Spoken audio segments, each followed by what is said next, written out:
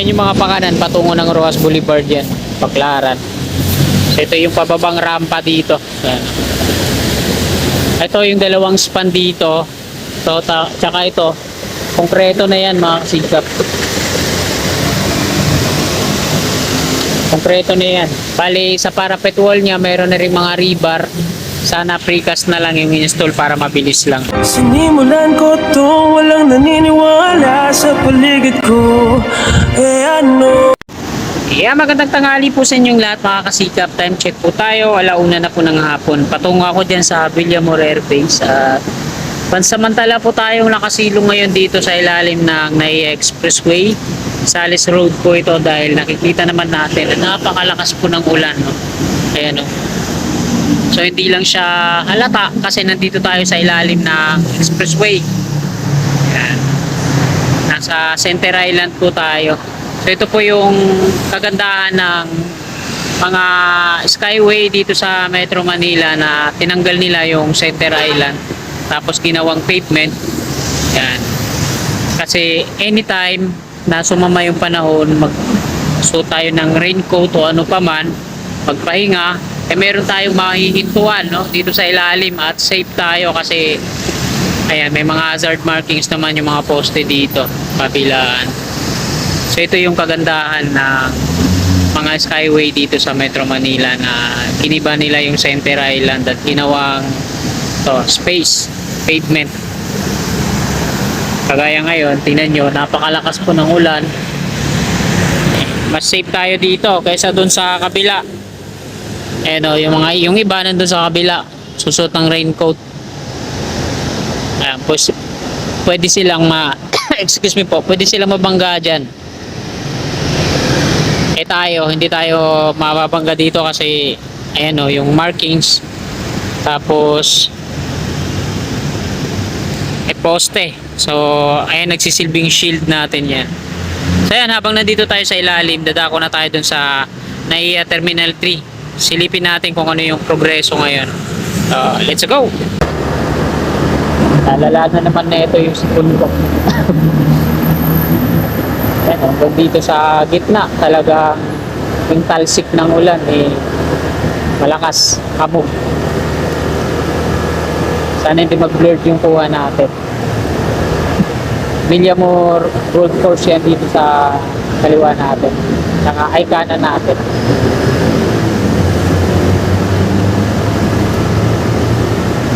Ito yung gate 2 na Villamor Air Base.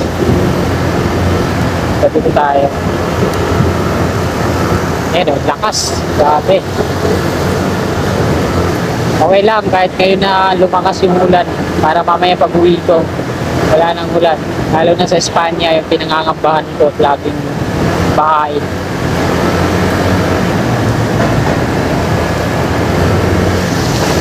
Yun o.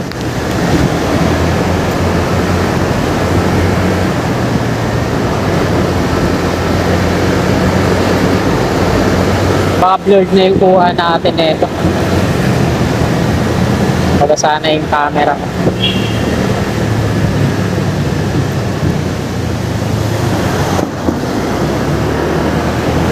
Ayan, kanan tayo dito. Service road. Patungo ako dyan sa grabe ang lakas.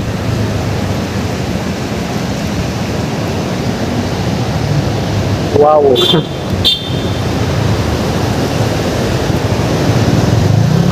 So ayan mga kasikap, dito tayo sa may gilid ng Savoy Hotel. Ito po yun, no?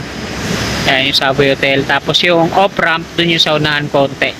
Dito lang siya sa gilid sa kanan. Ayan. Ito naman yung ilalim na dito sa harap ng Ninoy Aquino International Airport. So ito po yung Ninoy Aquino International Airport. So ipakita ko sa inyo yung ginagawa dyan sa lobby sa harapan. Ayan. Ayan, lagyan nila ng mga space. Tapos tinanggal yung parapet wall dyan. Tapos ayan, lagyan ng mga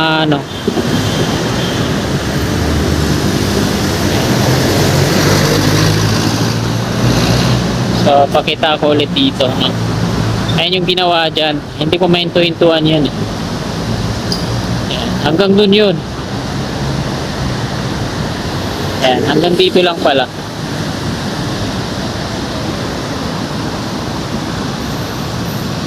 Ayan o.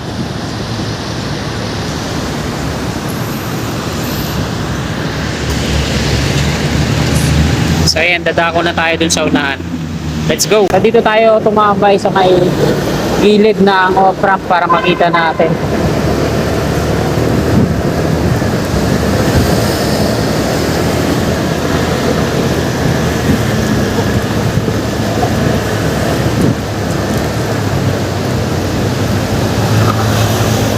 Ayan, ito yung umpisa ng off-ramp.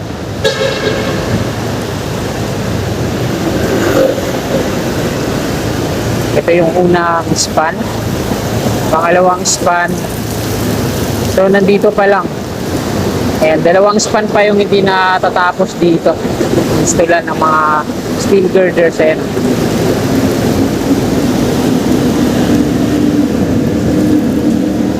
So, dito tayo.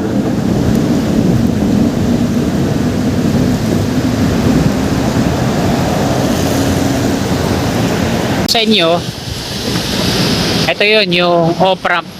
May mga steel girders na yan. Dito, wala pang mga steel deck platform. Sa unahan, yung dalawang span, nabuhusan na yan. Ito yung Savoy Hotel. Ayan, nasa gilid lang siya, no? So, yan yung dalawang span doon na hindi pa na-installan ng steel girders. Ayan. Tapos yung off-ramp, pababang rampa, doon yung sa unahan. Yan, mas lalo pa pong lumakas yung ulan. Ayaw tayong paalisin dito sa ilalim ng expressway na to. Andros Avenue po ito, no? Ito yung Savoy Hotel dito sa kanan natin. At ayan yung off-ramp. So, dun sa unahan yung dalawang span na magkasunod, konkreto na po yung slab niyan. Ito, inuunti-unti na nilang installan ng mga aluma beam. Ayan na, nagbo-blurred na yung camera natin. Ini-installan ng mga aluma beam to para lagyan ng phenolic board para sa slab sa gilid-gilid. Grabe, sana umupa na. Late na ako. Alauna na po ng hapon. Andros Avenue to dito, tapos sa kabila naman ayan yung parking ng NAIA Terminal 3. Ayan yung Ninoy Aquino International Airport.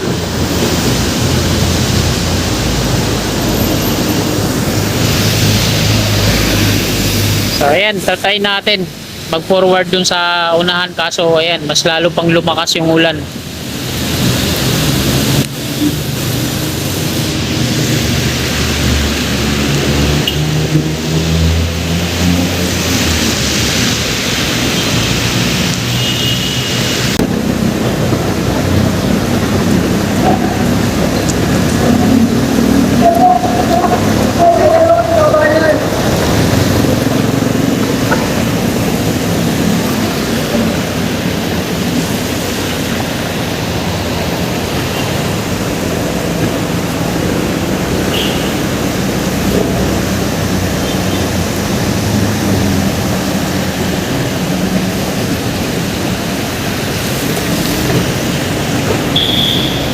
Ayan yung mga pakanan patungo ng Rojas Boulevard yan, Baclaran. So ito yung pababang rampa dito. Ayan. Ito yung dalawang span dito. So, tsaka ito, konkreto na yan mga kasigap. Konkreto na yan. Bali sa parapet wall niya mayroon na rin mga rebar. Sana precast na lang yung install para mabilis lang.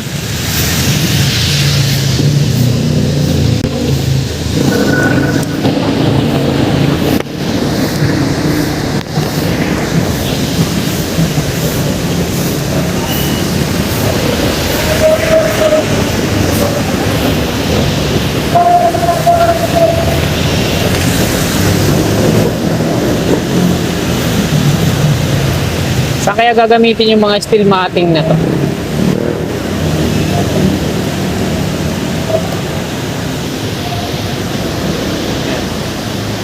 Ito yung pababang rampa. Ito yung barracks ng Grand Apex dito sa loob.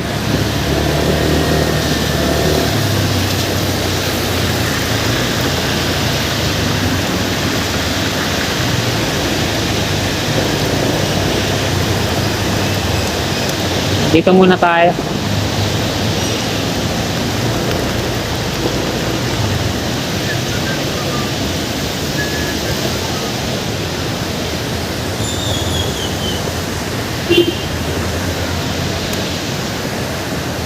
Yan. Yan. Pahupa muna tayo ng ulan syempre. Mahirap na magkasakit.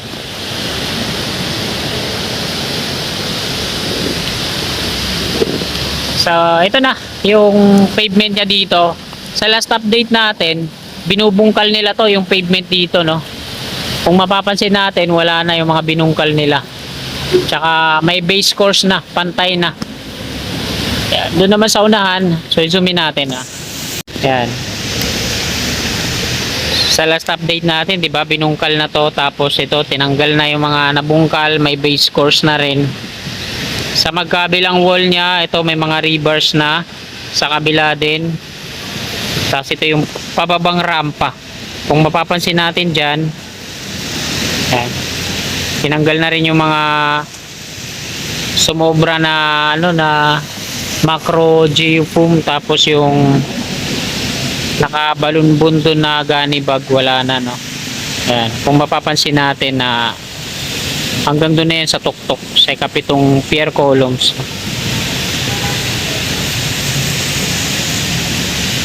So, malapit nang matapos to mga kasikap, oh. Ito yung off-ramp dito sa may Nichols Circle. Ito naman yung Barangay 183 police station dyan. Patungong Baclaran po yan. Ang daming mga naka standby dito na mga rider na nabutan din ng malakas na ulan.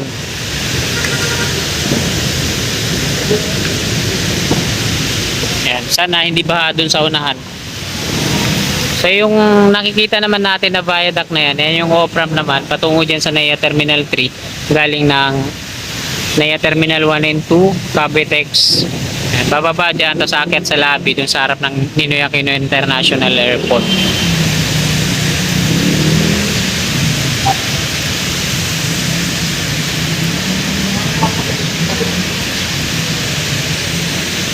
So ayan, medyo kumupa na konti. Alis na tayo.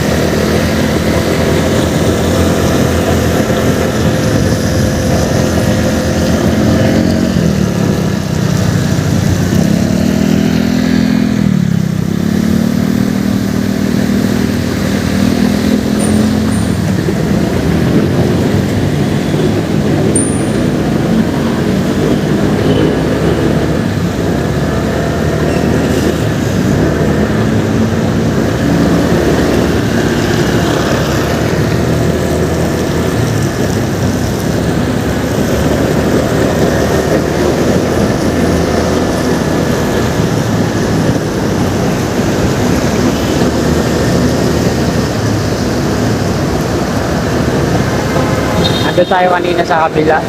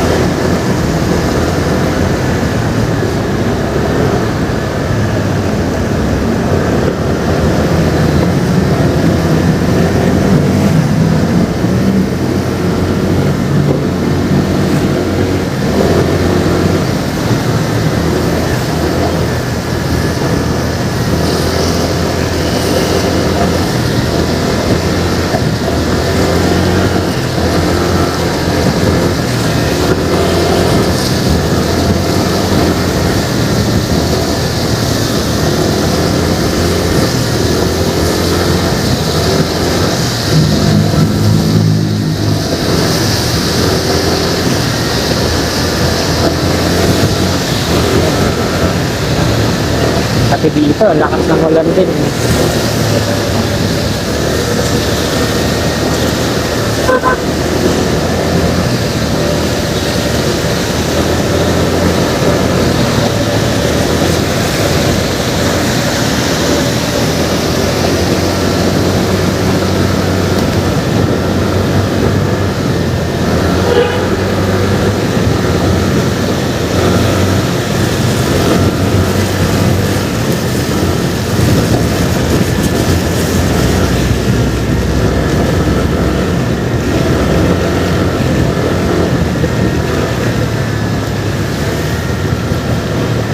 Ayan, nandito na tayo sa Aerospace Museum.